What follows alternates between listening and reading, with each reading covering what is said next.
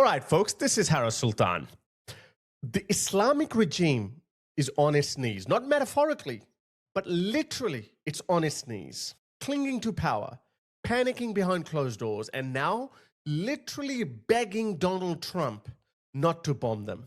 Let that sink in for a moment. This is a regime that has built its entire identity on bravado, belligerence, arrogance, military parades, death to America, death to Israel, chest-thumping, missile parades, and revolutionary theater for decades. And now they are panicking. I'm not exaggerating by any stretch of imagination, as you'll find out in a minute. I have never seen a diplomat, let alone a representative of a hostile and ideologically aggressive regime like this one, behave in such a humiliating and undignified way like this. This isn't strength. This isn't strategy. This is literally desperation and begging. What we're witnessing right now is not diplomacy. It's a regime that knows its days are numbered.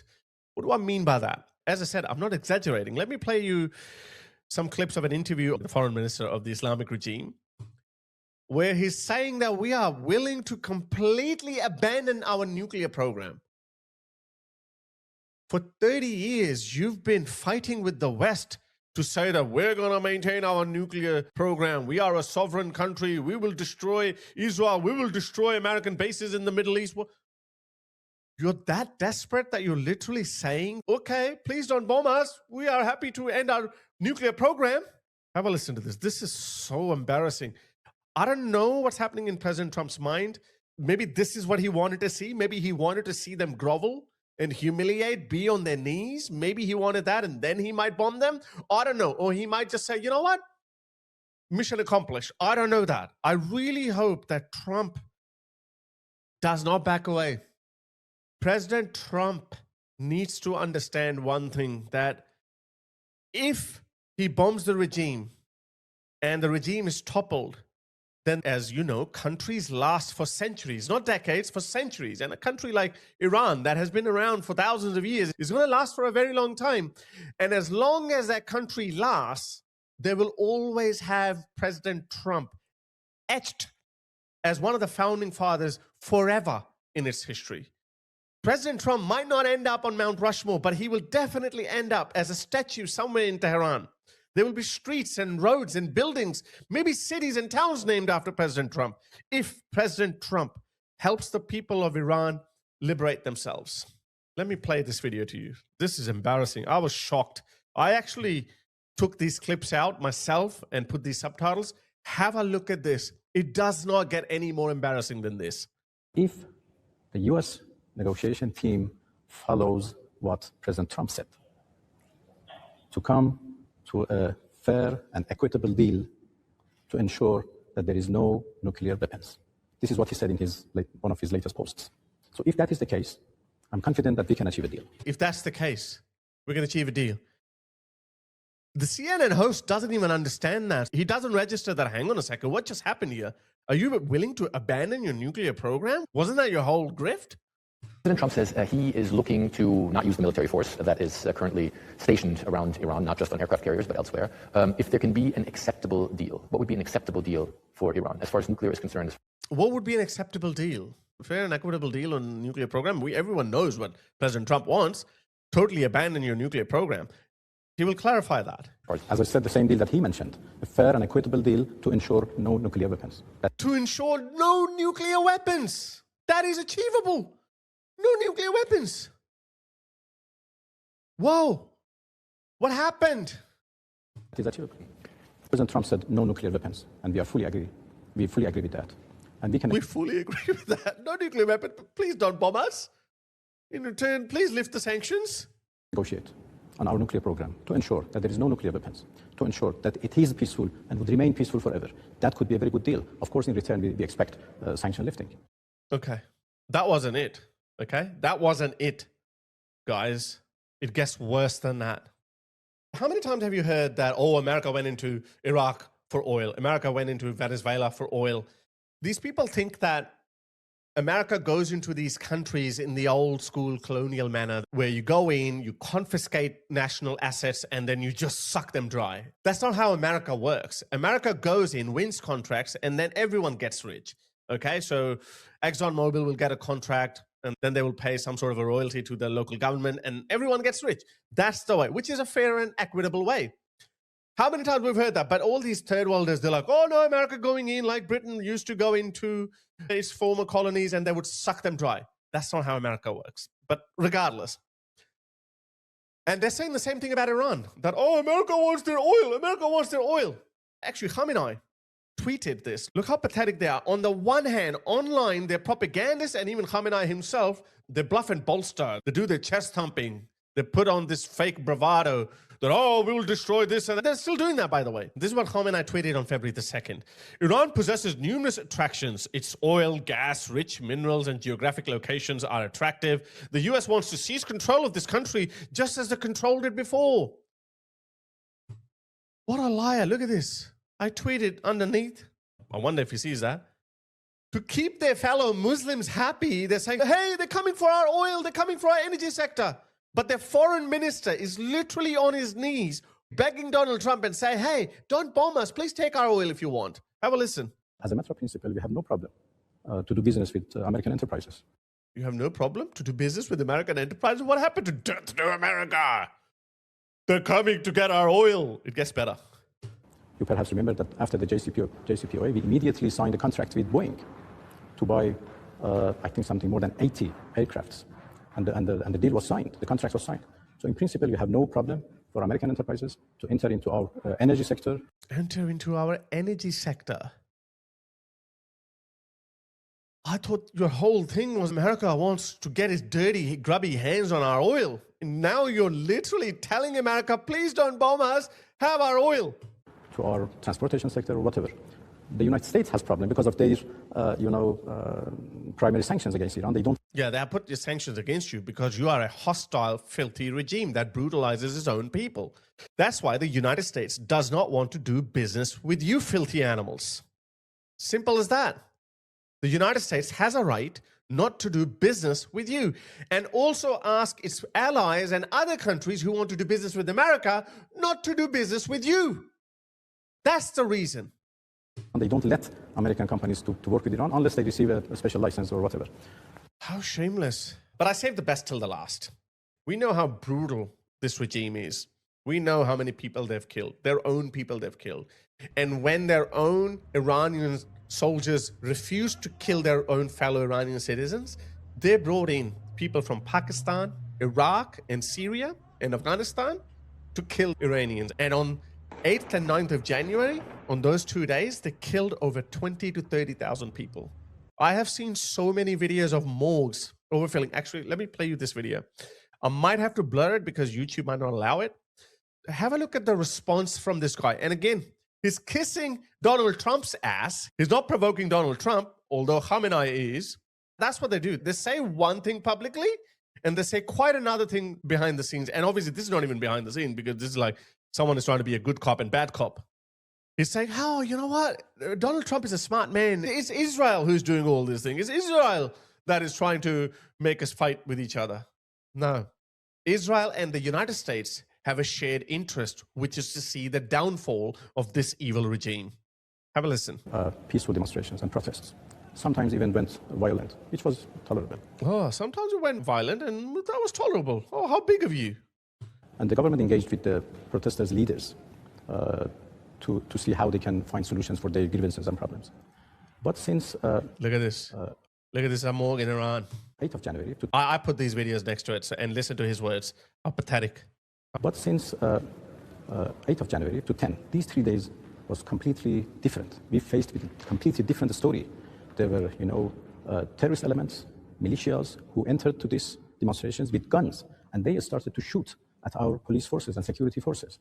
And we had no way but to confront them because they were equipped with different kinds of weapons. They received instructions from outside. As I said in my previous... There's no evidence given of any of that. It is entirely plausible that there would be some Mossad agents on the ground giving their support to the Iranian people. 100% possible. But there is no way on earth that all of these people, the thousands of people that they have killed, they were all Mossad agents. They're women, their mothers, their fathers, their brothers. People are literally crying in some of these videos. I had to lower the volume so you could hear this bastard. Imagine if a couple of your guards get killed and then you brutally kill tens of thousands of your own people. It doesn't happen anywhere. They're so busy with the propaganda. They've been playing the photos of Renee Good and Alex Pretty, I think his name was. They've been playing the video. Look, there, America's killing protesters too. That's two. And look at this. Morgues overfilling. And look how much hoo-ha there is in America. Because in America, totally different standards. We value human life. Even though we don't agree with those people, we value human life. That is a shameful chapter in American history. Such is the difference between a country like America and a brutal regime like the Islamic regime. And he's going to make an admission. Listen. Interviews, we consider these 3 days as the continuation of those 12 days of war. That was an operation led by Mossad from outside. And of course, we crashed that operation. We crushed that operation by killing our own people. That Mossad operation. Unfortunately, a number of people were killed. Many of them was even killed by those elements who had the instruction to increase the number of deaths. Why? Because they're using the same argument that we use for Hamas, that Hamas wants to kill their own people so they can broadcast pictures to the world that, hey, look how many people are dying. President Trump had said that if there is killing, he would come to rescue. There are literally hundreds of videos, probably thousands, there might be thousands, I haven't seen thousands, but there are literally hundreds of videos where Iranian people are saying that it's the IRGC that killed their loved ones. No one is blaming Mossad. No one. This killing, he would come to rescue. And because why killed by those elements who had the instruction to increase the number of deaths? Why? Because President Trump had said that if there is killing, he would come to rescue. And because of that, they started to increase the number of deaths, to tell him that, look, there are killings, come on, drag him into this war. And that was an Israeli plot. He's not provoking or antagonizing President Trump. This is how literally they're shitting themselves. They're literally shitting bricks. I just want to see how badly they're groveling on the ground because they know they have no support on the ground of the public. Things will never be the same. What they did on the 8th and 9th or 10th of January, on those 3 days, what they did, things will never be the same. There is no other example in modern contemporary history. Maybe you have to go back to Stalin and Mao's purges where they brutally crushed their own people on this scale. Definitely in this century, nothing remotely close to this has happened. Not even in North Korea that we know of. Kim Jong-un is probably just as evil as these people, but because he's got such a good hold on his population, because there's no internet at all, but Iranian people are very different from North Koreans. Iranian people are very much in tune with what's happening in the world. They're very educated. They're very liberal. They're very westernized. They're very educated. So that's why the Islamic regime could not keep them contained anymore. And that's why they did this. But look at that. I mean, it's just unfathomable. So they know their days are numbered. They're just holding on because they're thinking maybe somehow we might be able to keep the country in our control. Who have been killed is very unfortunate. The government has declared all of them as martyrs. Oh, how nice of you. Except those elements which were either came from outside or received instructions from outside. So about 2,500 are already known as martyrs. And did you hear that? So 2,500 people are already known as martyrs. And obviously we're not calling those outside Mossad agents as martyrs. So that is an admission that they themselves have killed 2,500 people. 2,500 people, their own people. And these people are lecturing America that you've killed Renee Good or Alex Pretty, 2 people. They have no shame, literally no shame, these mass murderers. The government is taking care of them. And also the government is trying to introduce plans and programs to answer to the complaints and grievances of the people. So, this peace which we have had since 10th January. They're so brutal that they even went to hospitals and they saw the people who obtained injuries through bullet wounds. They went in to hospitals and then they finished the job over there, shot them in the heads. Literally, I've seen those videos. They're so brutal. I think I've been traumatized for life. On Twitter, you can see all these videos uncensored. On YouTube, I can't really show you those videos, but look how evil these people are. So I really hope that President Trump does not back away. I'm hearing that the USS Abraham Lincoln has gone away from the Iranian shores. I really hope that's just tactical retreat. I really hope that's just a bluff that Donald Trump is famously known for. Maybe he's letting the regime believe that, okay, you know what, you can come out of your holes, you can come out of your bunkers, we're not going to attack you, let's have a deal, and boom, screw them. I really hope this is what it is, because President Trump, as I said, might not end up on Mount Rushmore, but he will end up in the history books of Iran as one of the founding fathers. His name will be forever etched in Iranian history. I have a feeling Trump is greedy for legacy. There would be no other opportunity.